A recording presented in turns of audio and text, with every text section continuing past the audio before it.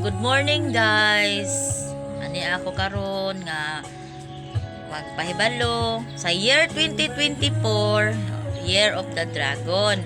Kailangan sa ato ang balay pasok tayo ng money tree and snake plant na yellow. Pasok mo pag mamulaklak yan, ilagay sa panagto na pula. Wala mang mawawala kung hindi maniwala tayo. Tapos kailangan ang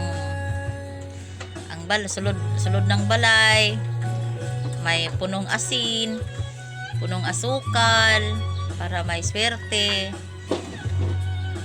Ako, alam nyo guys, ako naniwala talaga ako.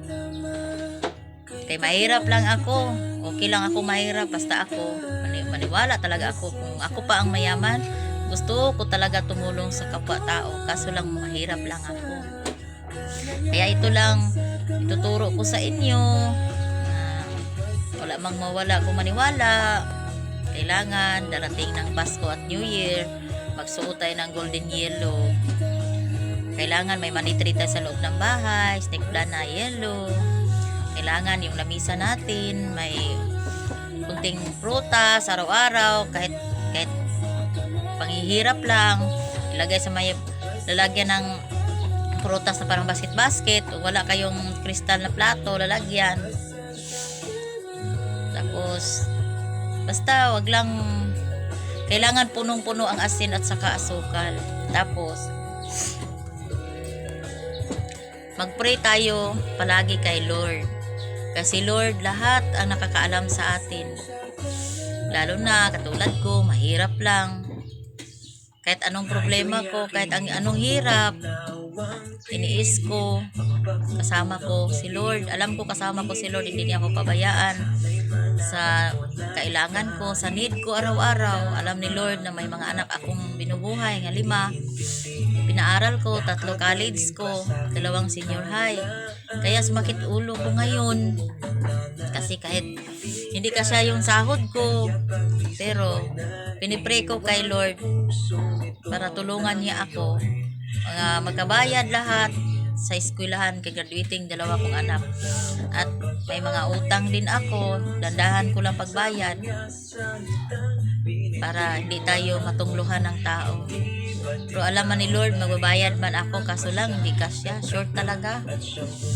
Kaya naniwala ngayon, kaya ako ng palihi, naniwala ako padarating ng 2024, Year of the Dragon man, kailangan may money tree ako. Wala pa ako money tree ngayon, hanap pa ako. Snake plant na yellow, so, bamboo tree, ilagay sa labas. Tapos ang asinan, kailangan puno. Ang asukal, kailangan puno. Kailangan araw-araw mag-pray kay Lord. Yun lang guys. Okay lang mahirap tayo. Sa darating ng Pasko, hingi natin kay Lord na maayo og lawas kanunay ang akong mga anak, atong pamilya, tas kinabuhi, ilayo sa mga disgrasya. Yun na importante sa atin, na safety ang atong mga anak, atong pamilya lahat.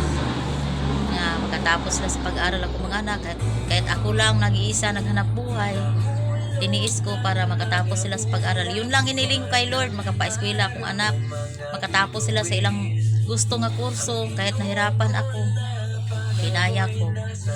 Kasi alam ko andyan si Lord, hindi nila ako pabayaan, hindi niya ako pabayaan ni Lord. Kasi mahal ni Lord tayong lahat, mahal ni Lord, kasi siya ang hindi magbigay si Lord ng trials o problema kung hindi kaya natin. Kaya maniwala ako na hindi tayo pabayaan ni Lord. Kahit mahirap ako ngayon, alam ko andyan si Lord, nagabay kanako kanunay kung saan ako pagtrabaho. Kahit malayo ako sa mga anak ko, naghanap buhay ako dito sa Manila, tiniis ko ang giantos na ko akong kamingaw sa akong mga anak. Ambot lang ani Tagalog, Bisaya naman uni ko kasabot. Giantos ako ang akong kamingaw sa akong mga anak, bisan magila ko magabi, bisag na karon may naramdaman ako, sakit ako, pero okay lang. Hindi ko sinasabi ng mga anak ko. Ayaw ko ma-stress yung anak ko. Kasi yung anak ko isa may gitis sa liig. Ayaw ko ma-stress siya. Kaya tiniis ko na lang sa tago. Ang hirap ko dito. Naghanap buhay ako para sa kanila. Yun lang guys.